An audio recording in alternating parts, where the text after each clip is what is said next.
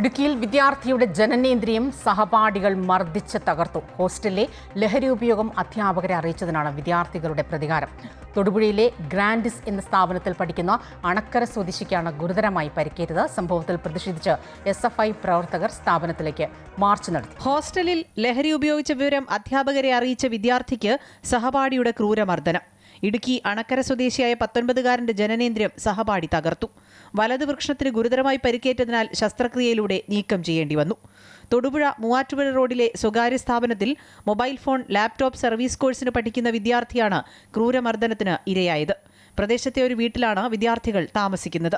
ഇതിൽ ചിലർ പതിവായി കഞ്ചാവ് ഉപയോഗിക്കുന്നത് അണക്കര സ്വദേശിയായ വിദ്യാർത്ഥി സുഹൃത്തുക്കളെയും അധ്യാപകരെയും അറിയിച്ചു.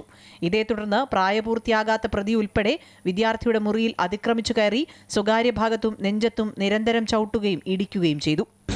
Child in conflict with law എന്നാണ് അവർ അറിയപ്പെടുന്നത്. അവർ നമ്മൾ 308 വകുപ്പ് പ്രകാരവും ഒപ്പം ഡ്രാഗിംഗ് ആക്ട് പ്രകാരവും നമ്മളാണ് അയാളെ കസ്റ്റഡിയിലെടുത്തിരിക്കുന്നത്. കസ്റ്റഡിയിലെടുത്ത് നമ്മൾ JJ കോടതിൻ്റെ മുന്നിൽ ഹാജരാക്കി. അയാളെ വെള്ളിയാഴ്ച തിരികെ അവിടെ തന്നെ ഹാജരാകണം എന്ന നിബന്ധനയോടുകൂടിയാണ് ഇപ്പോൾ ജൂലൈ കോടതി അയാളെ വിട്ടിരിക്കുന്നത്. ഗുരുതരമായി പരിക്കേറ്റ കുട്ടിയെ കോട്ടയം മെഡിക്കൽ കോളേജ് ആശുപത്രിയിൽ പ്രവേശിപ്പിച്ചു. വിദ്യാർത്ഥിയുടെ മൊഴിയുടെ അടിസ്ഥാനത്തിൽ തൊടുപുഴ പോലീസ് ഒരാളെ കസ്റ്റഡിയിലെടുത്തു. ജാമ്യമില്ലാ വകുപ്പ് പ്രകാരമാണ് കേസ്. അമൃത ന്യൂസ് ഇടുക്കി.